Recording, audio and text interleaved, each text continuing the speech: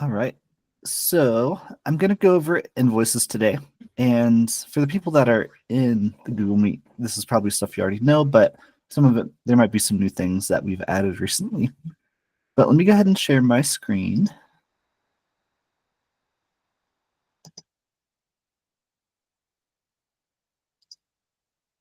Um,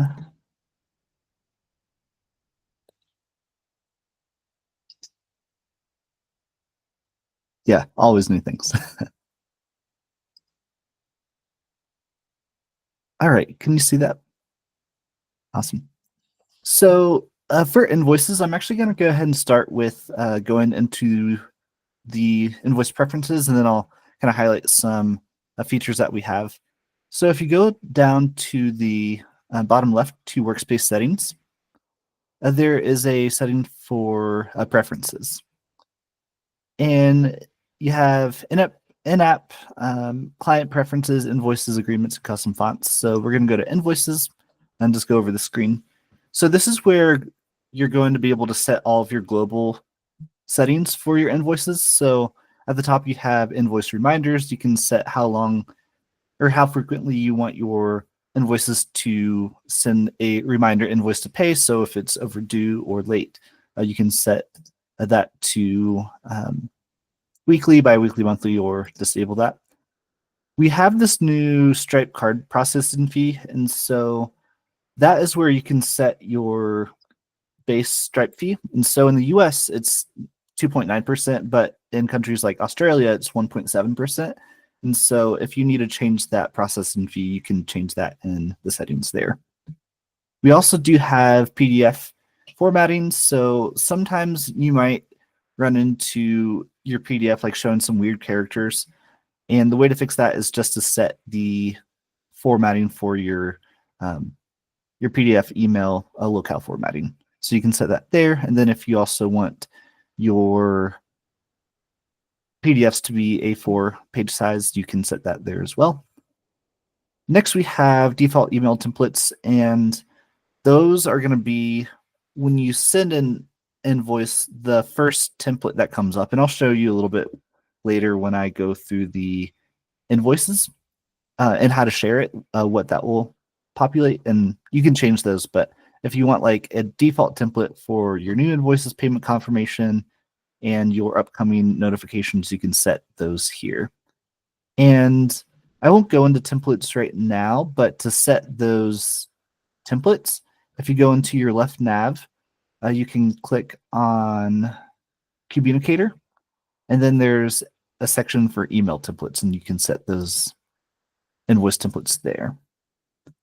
And then payment instructions, we just have a global payment instruction section, so you can set that to pull into all of your invoices automatically. You can also set your invoice numbering scheme. And if you click into it, sometimes you might get your invoice numbers off if you're like changing the invoice manually. You can actually reset the sequence if you need to, or if you decide that you want to change your sequence altogether, you can reset that here. Then you have compliance settings and tax preferences that you can set for global invoices as well. So there's a couple ways to add an invoice. You can set it from the client, directly from the client details, or if you go into accounting invoices, that will show you all of your client invoices. But if you go to the client list, and if you click Command K or Control K, you can search for your any clients with the global search. So I'm just going to go into this client here, and each client has all of these settings. So like your invoices, deposits, and all the different modules. And so going into invoices, you have your invoice list. This is going to be your global list for that client. Recurring invoices, you can see which recurring invoices you have set up, and payment plans. And I'll just open up a standard invoice just to kind of show you the what we have, kind of the default settings and what it looks like out of the box. So this is just a regular default template. It has a client logo and then some different tokens and stuff. And I'll show you the invoice templates here soon as well. But even if you just have one template, you can go in and change any of these fields here. And so once you select a template, you can still edit it before you send it out. And we'll take questions at the end. So if you want to send those in the chat, we can cover those and come back to that. But in the invoice settings, on the left side, you have a place where you can select your template. You can edit the invoice number if you want, but this will just edit the number from the client view, and so it doesn't actually change the number under the hood. So that's something to think about if you do change the invoice number. You can set the date issued, the due date, and there's some other settings here as well. And if you want to pass set your tax, pass the credit card fees to the client, all of that good stuff. So if you're just sending a one-off invoice, there's a couple ways to do that. If you click on add new line item, that's where you can add like an ad hoc line item. And if you're just sending like an invoice, like a one-off invoice or an invoice that doesn't have anything to do with a project, you can send those there. And then you can also add your products and services here. And if you have those set up already, you can select one. Or if you wanted to create a new product or service, you can add that there as well. You can also, from here, if you're just sending out one invoice, you can connect a project to it. So if you click on tracked hours and billable projects, you can see all of your projects that you have for the client. So for recurring projects, if you have a recurring project for that client, you can select, you can go back and select whatever month you want to bill for. And when I get to recurring invoices, there's a way to do this automatically. But if you are sending it manually, you can select the month that you want to bill for. And then fixed fee, you can also, if you wanted to, bill half of it, you could bill for half that project. And then if you also want to include billable hours that you've tracked throughout the month, you can select that as well and bill for those. And per item, those will also be billable. You can, if you have a per item project, you can bill for tasks once those are complete.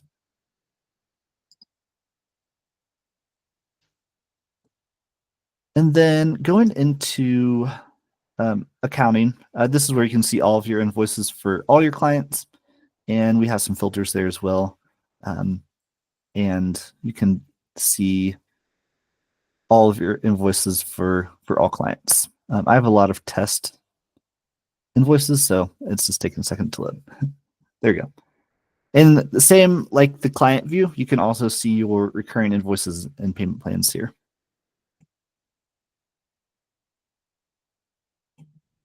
And one other thing that you can do in invoices is you can also attach any expenses that are billable and any deposits. And so I don't actually think I have one, so I can just show you those two things really quick. So I'm going to go ahead and add an expense. I'm going to assign it to the client, and it is going to be reimbursable. And I'll just go ahead and add it to, it doesn't really matter which project. Select a random category, a random vendor. And if I go to, actually, I'm going to create a deposit invoice first. So I'll show you how to do that. If you go into the client list, I'm going to search for the client again.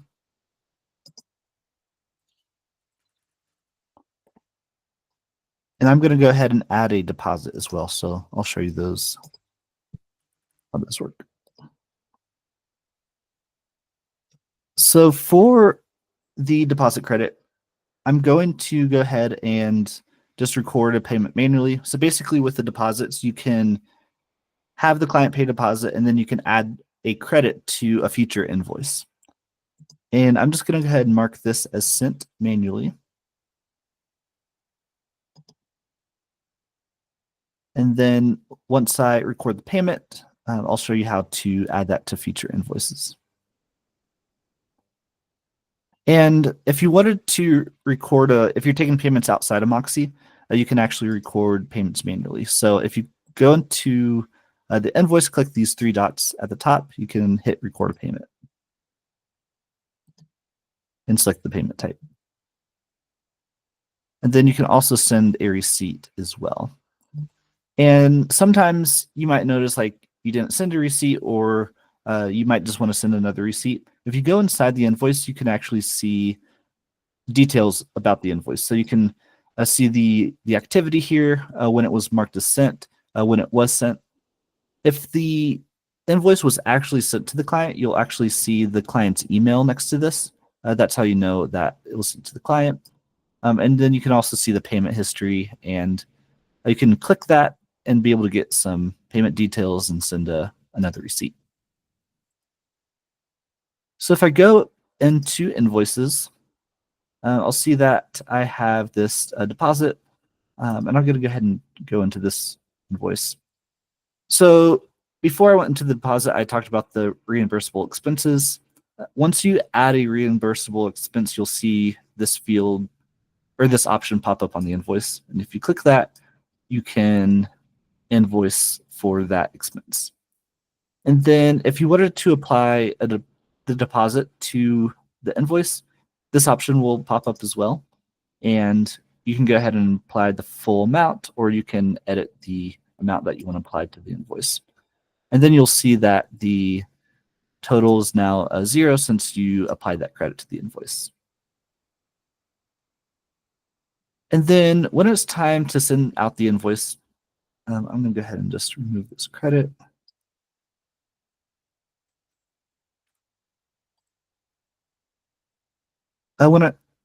There's a couple ways to do this manually. When you go inside the invoice, you can click share, and then you can either download the invoice with a PDF, or you can send the Moxie email. And here you'll see that I have my default invoice template. And then if I wanted to change it for some reason, or if it's just something I want to edit, you can click on insert template and be able to change the template that you want to send with that invoice. And then you can also see that the invoice contact was populated. And then if you have more than one contact you want to send it to, you can select that. And yeah, that's how you send out invoices. And you can also schedule to send at a later time as well.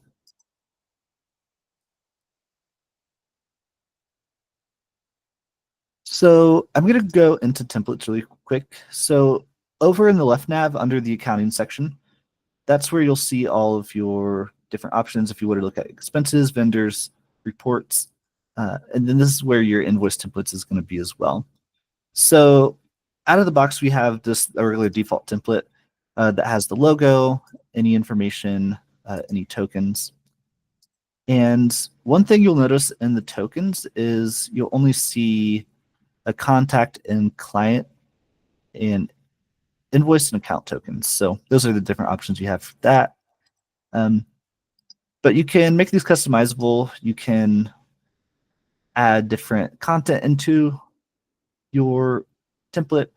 You can change some of the styling, the font, the background color, things like that. And if you click on in the middle of this little fees section, you'll see that you have different options to edit the line items. And so you can hide some of these columns if you didn't want quantity, or if you're not charging tax, you can hide that. This is where you can select if you want a detailed time entry or not. And so if you just want your time entries just to show the amount and just the project name, you can have that, or you can show detailed time entries and show the different time entries that you reported for that project. You can change the format if you wanted to show a different format here for the quantity, and you can also round the quantity to do 2 decimals if you want. And you can also change some of the labels. And so if you wanted to change the language on an invoice or just change some of the labels here, you can do that as well.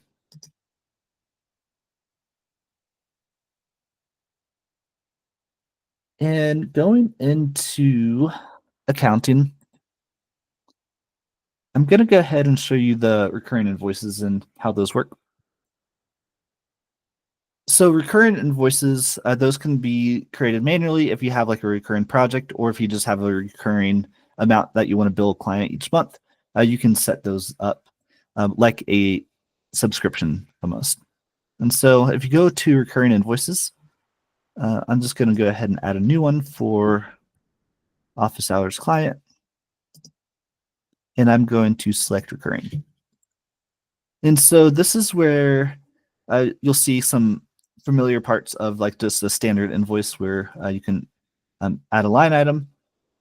The difference is going to be when you get to this recurring tab is where you can select when you want it to recur. We have a couple default options. You can do daily, weekly, and then monthly on the 4th Thursday, or annually. And then we have this custom option. That's what you'd be familiar with before we added that, where you can select the days, weeks, months, things like that.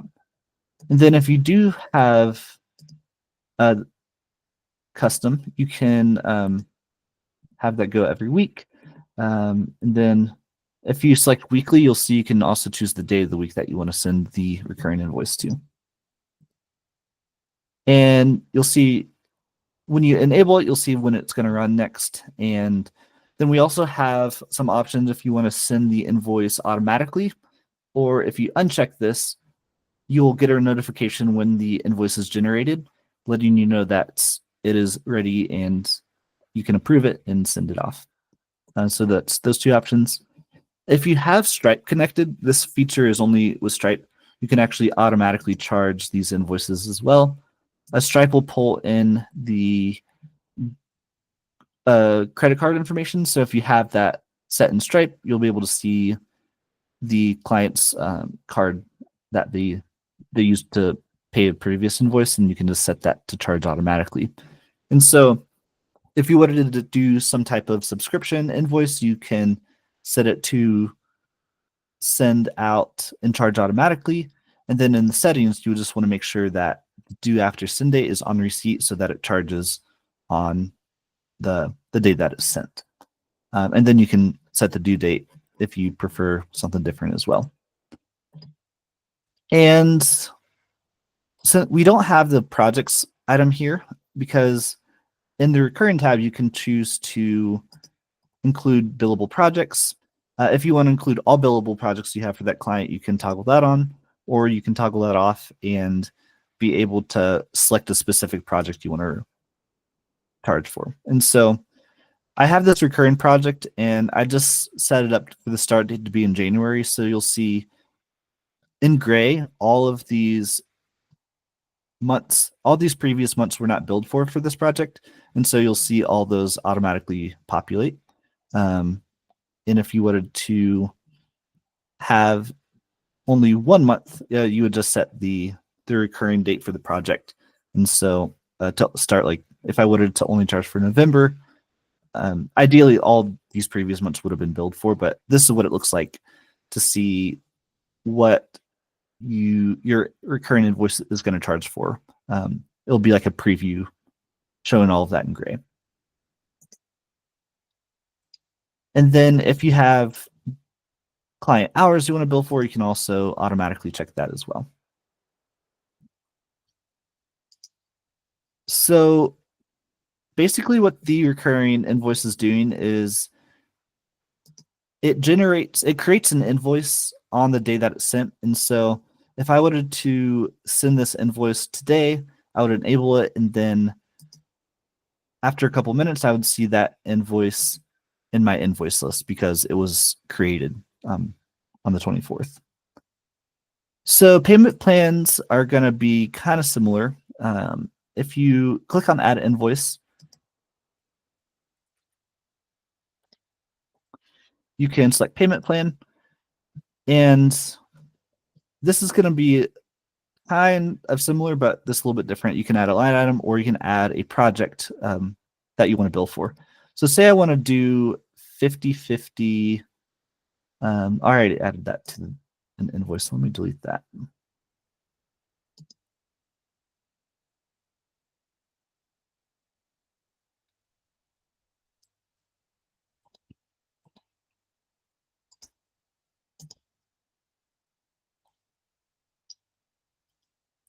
So say I wanted to bill 50/50 for that fixed fee project that I have. Oh. Oh, yeah.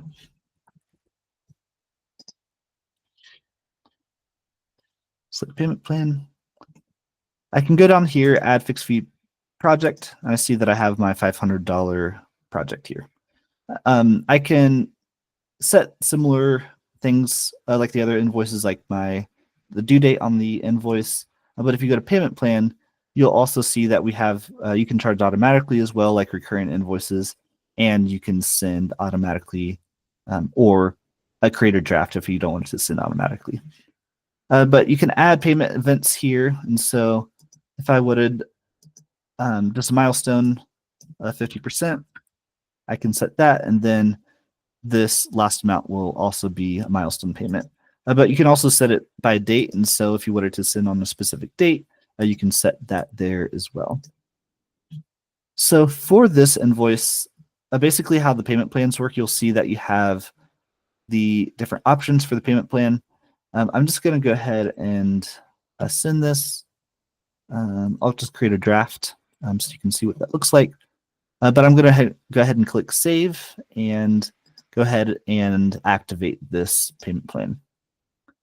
And when the payment plan is set to milestone, you'll go inside the invoice and click on milestone payment. This will trigger the payment plan engine to create the invoice. And so you'll see that you want to mark payment milestone as complete. I do.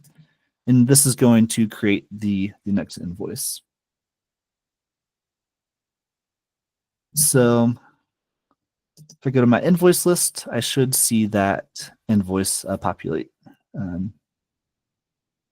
after a couple minutes.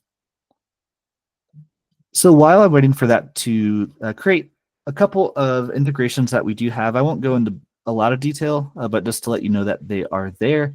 If you click on workspace settings in the bottom left-hand corner, click integrations, you'll see that we have Plaid. You can take any expenses that you have and import them into Moxie. You can connect QuickBooks or you can collect Xero as well. And with QuickBooks and Xero, it's a one-way sync. So any invoice that goes for Moxie will sync that into your QuickBooks. So you have that data in those invoices. And we also have payment providers. The two that we have available automatically out of in Moxie is Stripe and PayPal. And Stripe will have the options to do all of that automatic charging and automatic kind of like those subscription payments with Stripe. So you would need that to utilize those features. So I'm going to go back into my invoice list and show you that last invoice from the payment plan. And recurrent invoices are going to be similar. Michelle, did you say something? I was just going to say something while this is loading that I think it's helpful to think about your invoice list is the actual invoice being sent. When you have the recurring invoices and the payment plans, think of those like guides. It's going to tell Moxie how to create the invoices, but the actual invoice will live in the invoice list. So when you want to, if you need to make a change to your recurring invoice, you want to go back in and you'll change the guide under recurring invoices. So these two you're going to think of as this is the guide to tell Moxie how to create the actual invoice, and then the actual invoice will live in the invoice list. Yeah, exactly. Yeah, thanks for that clarification. Just like I set the payment plan and click the milestone, this is where the invoice actually lives now, this 250 payment. And you'll see that under my payment plan, the date that it was generated and the invoice number is here as well. And the client can also see what the next and final payment is going to be there. So yeah, that is an overview of invoices. Do we want to go to questions now?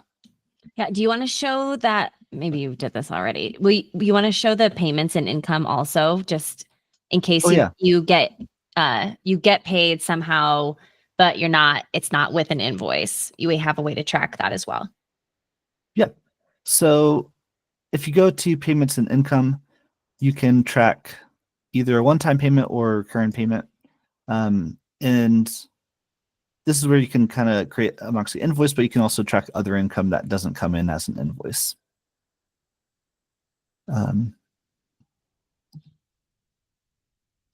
then reports. This is where you can see all your invoices and payments that were that you got there.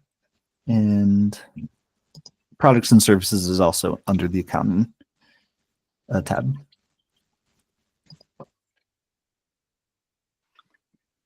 I have a question. Yeah, go for it.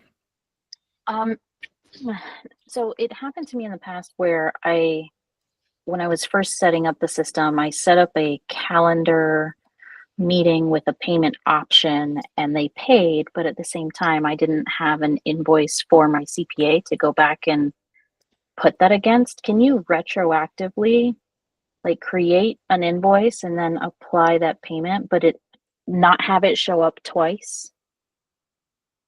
So with the payments that you will get from a meeting scheduler, those won't actually generate an invoice. It's just going to show up as a payment in this payment and income option. So I don't have the exact answer as to why, but that's where those payments are going to be recorded, is the payments and income. Okay. My CPA was just asking if we had some sort of documentation to put it against, because when I export the P&L, there's not a document tied to it. So it's just like a payment we received. Yeah. The P&L should have a payments tab that lists that. It does. Okay. But yeah, you're correct. It won't have like an actual invoice to match that against. So what would the workflow be if you wanted it to go that, they want to schedule a meeting, but I also do want to generate an invoice? How would I go about that? So if you wanted it to actually generate an invoice, then the best solution would probably be to send the invoice first. And because that would be the only way to generate an invoice for that meeting. But you could create a workflow to send the invoice first before they schedule the meeting. So that way they don't schedule a meeting without paying. Okay. Okay. I could probably do that in an agreement too, right? Where it'll just, they sign it, it generates it, and then they go schedule the meeting. Yeah. Mm-hmm. Yeah. Okay. And if anyone needs what's more details for that, we can look at that. You could open a support chat and we can help you out with that. Okay. Great question. What other questions can we answer for you?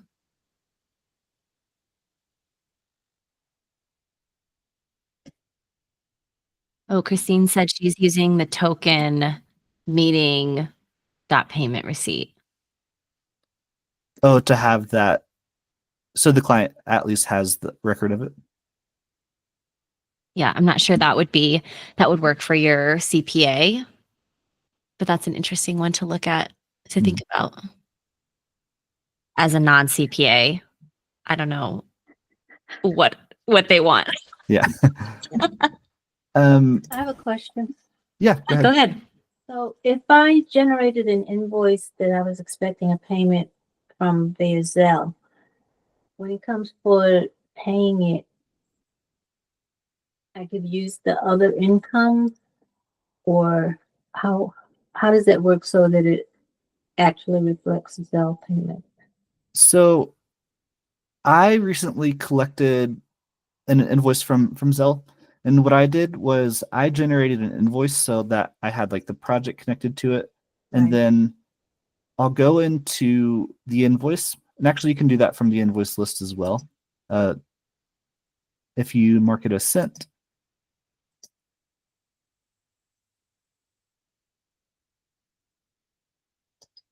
you can click on record a payment, and then there's a Zelle option. And then you could send a receipt as well. Okay, because Zelle didn't come up in my options.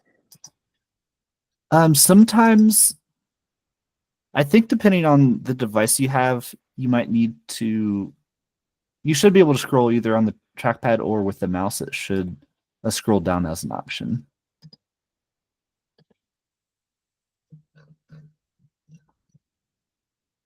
Okay. And one other question. When you're doing the setup in the compliance header, Mhm. what is normally put in that section? To be honest, I have not used that. Michelle, do you know if you could speak more to what that's for? I know how it works, but I don't know the purpose of Patricia, it. you might know more about this actually than I do. I know we added it because in Australia and I think a couple of other non-US countries, you need to have like a compliance header. Like you need to have like specific things to send an invoice. I shamefully have no idea what those things are. I just know that internationally you need to have like specific client compliance statements on every invoice. So we added this compliance header so that, someone in Australia or in Spain, Okay, could so I don't have there to a worry setting about there. it if I'm in the US. Right. Okay, great. Thank you. And we also do have I don't know if this covers that, but we do have a token where you can add the invoice status to. And so you can add like what the status is with the token as well. And then there's a compliance token. Thank you. Yeah.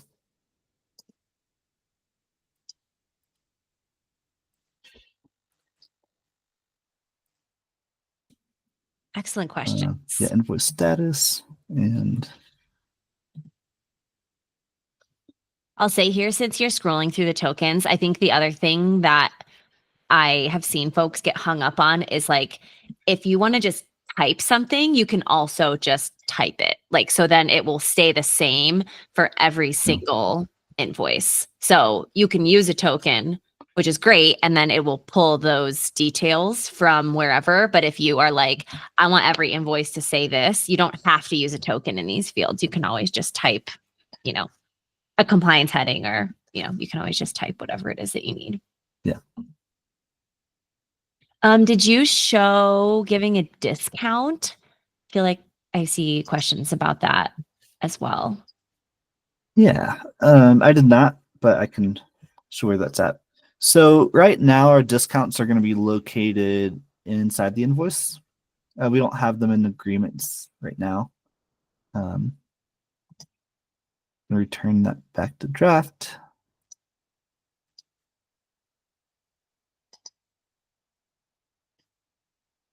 That's going to be in this left column. You can apply a discount, a percentage discount there. And then do you want to show like the workaround for if you want to do like a $1 discount or a fixed amount discount? Yeah, it kind of depends on the project. I know some folks said that it just won't work for them, but you can add a discount as a line item. Is that what you meant, Michelle? Yeah. But I know some folks have mentioned that that doesn't work all the time, but it can work to add a negative amount as a fixed discount. It'll just, with that, you'll, I don't remember the reasons why it doesn't work for some folks, but that is a workaround you can do to add a discount. And yeah, it's not possible in the agreement. You would need to do something similar where you add a line item as a discount on the package itself. Oh, that's interesting. I hadn't thought about that. Yeah. I think it's on the roadmap. I'm just not sure if it's planned or if it still needs more votes or if it's just hasn't fit into the scope of the recent projects. But I think it is on the roadmap. We have just a couple more minutes. Are there other questions that anyone has that we can answer? Doesn't have to be invoicing specifically either.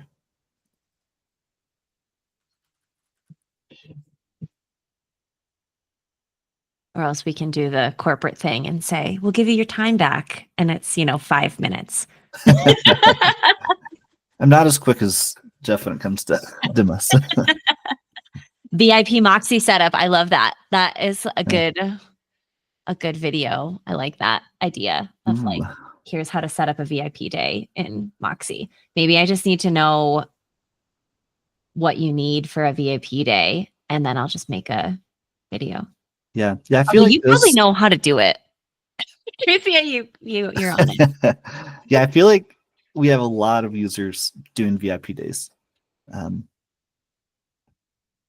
Yeah, I need to just do like a whole demo of like, so you want to do a VIP day? Here's how you could set that up in Moxie. Mm-hmm.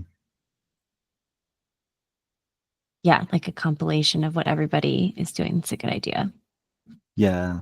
Okay, maybe I'll put that. That's a good idea. I'm going to put that in the Facebook page and ask for like, what does your VIP day look like? And then I'll make a whole video of how you could do all those things in Moxie. Mm-hmm. It's a great. Yeah, and there's a lot of great posts too recently I've seen on the Facebook page of just what people are doing. The main thing that I go there for is refer back to how people are setting up their client portal.